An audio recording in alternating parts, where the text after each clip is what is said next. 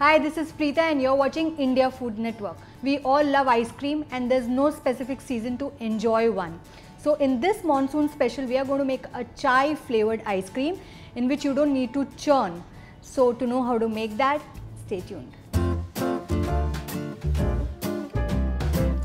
I'm going to crush some spices and add it to that because we are making a masala chai ice cream.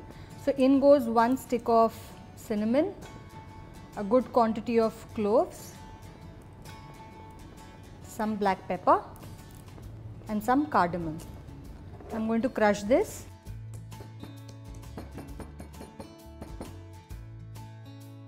And now add it to the boiling water.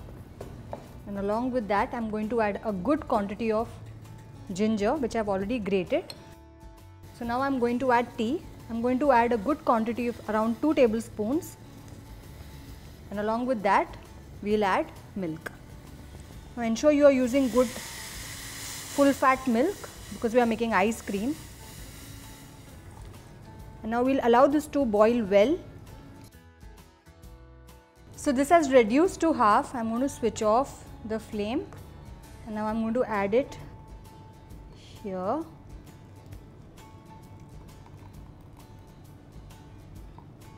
And now that this is ready, we are going to add condensed milk to this. I'm going to whisk this well.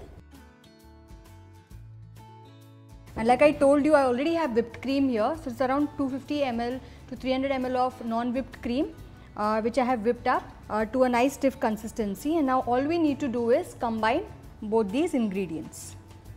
And now gently cut and fold it in. So now this is mixed well. All we need to do is pour it into a container. So this is done. All we need to do is pop it into the fridge. So first cover it with a lid and then keep it in the freezer for say 6 to 8 hours or till it's firm enough to scoop out like ice cream.